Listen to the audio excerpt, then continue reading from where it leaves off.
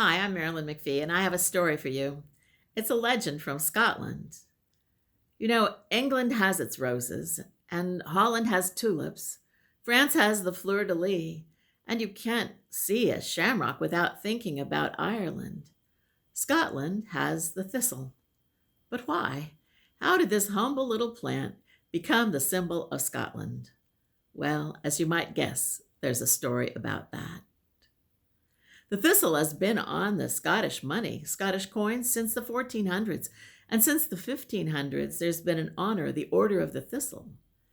But in order to get to the story, you have to go back to the 1200s and King Alexander III of Scotland and a Norwegian king, Hakon IV. Now, at that time, Scotland was owned by Norway. And the Norwegian king didn't really think too much about it. It was just a sleepy little outpost. Didn't figure much in any of his plans. And it was because of that, perhaps, that Alexander III thought, maybe we could just make an arrangement to get back our land and we'd be an independent country.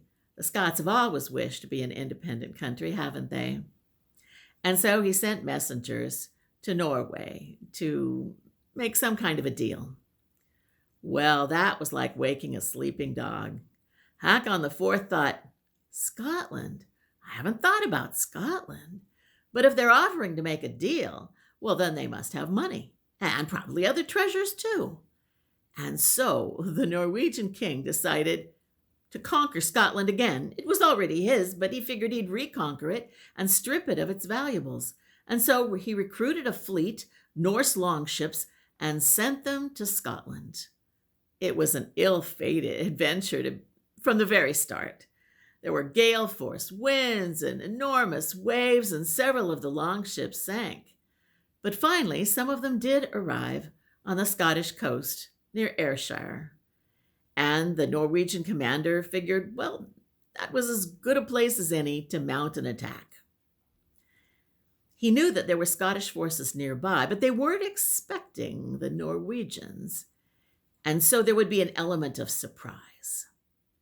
He figured that if they advanced at night, under cover of darkness, very stealthily, very quietly, before the Scots even realized they were being attacked, the battle would be over, and the Norwegians would have won.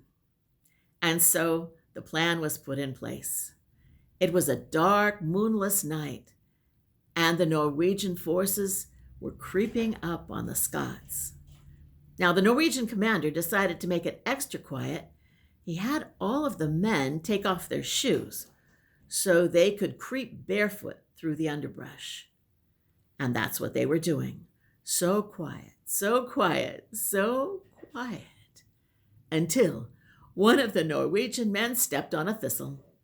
And the sharp barbs of that humble plant dug into his feet, and he let out a yelp that was so loud that it woke all of the sleeping Scots. They grabbed their swords and mounted an attack, and, well, before you know it, the Norwegians had been defeated and sent back home. And from that day to this, they've always said that the thistle should be honored for its important part in that battle.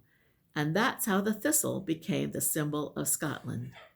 Or at any rate, that's the legend.